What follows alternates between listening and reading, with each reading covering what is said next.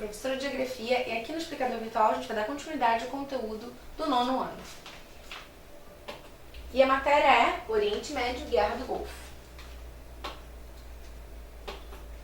Bom, a Guerra do Golfo ela vai ter começo em 1990 e vai até 91, é uma guerra bem mais curta. E a gente vai entender um pouco mais. A gente vai vendo, claro, que conforme os conflitos vão se desenvolvendo, muitos desses conflitos eles vão ficando cada vez mais letais, você tem muito mais armamento envolvido, eles são muito mais perigosos, tem muito mais problema, então ele é uma questão muito maior. A Guerra do Golfo está muito num contexto de vários conflitos que vão acontecer na década de 90, é um processo que o cenário, o contexto internacional é um contexto marcado pelo declínio, pelo fim da União Soviética, né, pelo fim da bipolaridade, pelo fim da Guerra Fria, então você vai começar a ter aí cada vez mais o surgimento dos Estados Unidos como uma grande potência, então esse é o contexto internacional do momento. Bom, quais são as justificativas, né? Primeiro, para entender a Guerra do Golfo, é o Iraque que vai invadir o Kuwait. Né? O Kuwait é um dos grandes produtores de petróleo, a gente pode ver aqui, do mundo, tem as maiores reservas do mundo. Então existe um interesse muito grande disso. Quais são as justificativas para o Iraque para invadir o Kuwait? Agora, só lembrando como é que acabou o conflito que a gente viu anteriormente, que era o conflito da guerra do Irã-Iraque. O Iraque saiu pior na história, saiu muito enfraquecido, com a sua população muito assim, inconformada, insatisfeita. Então, muitas vezes, as guerras são maneiras de você lidar com conflitos internos, né? com uma tentativa de você melhorar a sua situação. Então, quais são as justificativas que o Iraque vai usar para invadir o Kuwait? Primeiro, o Kuwait é uma invenção dos ingleses. O que é isso? O Oriente Médio e as fronteiras do Oriente Médio, assim como as fronteiras da América Latina, assim como as fronteiras da África, principalmente, elas são, e da Ásia, né, de forma geral, elas são criadas, elas são invenções criadas. Todas as fronteiras são criadas, né? Não existem fronteiras na natureza, fronteiras são invenções de forma geral.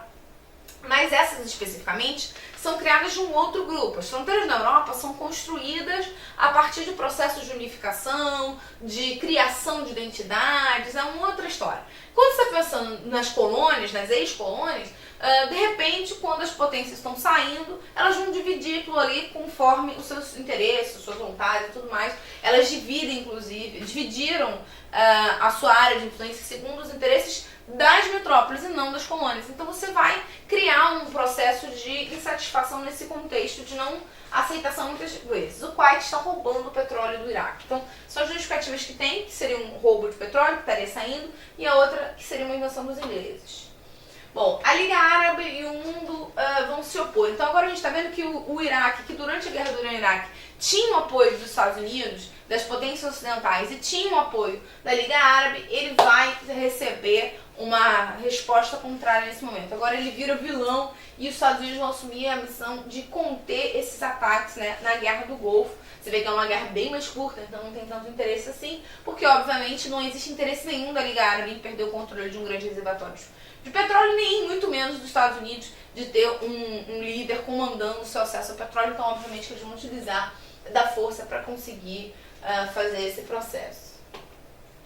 Bom, existe uma operação chamada Operação Tempestade no Deserto, né, o Desert Storm, que é uma operação de larga escala, que vai ser uma coalizão da OTAN, mas ela vai ser liderada pelos Estados Unidos. Eles vão utilizar uma série de armamentos e aí vão acabar com essa guerra bem mais rápido do que se imaginava. As últimas tentativas que o Saddam Hussein vai usar para tentar vencer ou tentar ganhar uma coalizão de forças é tentar buscar um apoio de minorias. Então ele vai apoiar os palestinos, mas também ele vai tentar perseguir as minorias que estão no seu próprio território. E aí entra a questão do Kurdistão, que são a minoria curda, que é diferente, é uma outra etnia, que também vai ser muito perseguido durante, né, que vai ser muito responsabilizado pelo Iraque, dizendo que isso é um problema das minorias, que o Iraque está passando por uns problemas por causa das suas minorias, que isso é muito pressão que eles estão sofrendo, e aí você tem quase uma tentativa de genocídio das suas minorias, inclusive dos curdos, que hoje em dia receberam uma parte para controle relativo dentro do próprio Iraque. Bom, o Iraque, como a gente vê, ele recebe toda a oposição do mundo, ele é derrotado E aí ele vai queimar, ele vai provocar inclusive um grande dano ambiental, porque ele vai queimar os poços de petróleo do Kuwait. Então ele vai sair estragando tudo pela frente. Então isso vai causar inclusive um grande impacto ambiental, porque imagina a quantidade de lançamento, tem uma série de problemas quando o Iraque faz isso.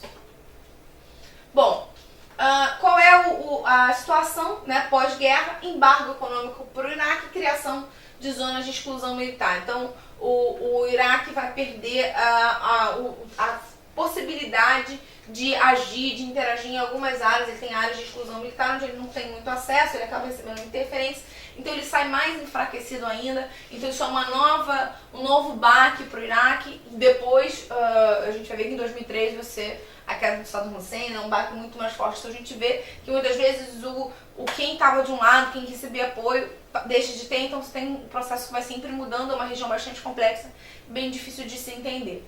Bom, eu espero que tenha ficado claro. Tchau!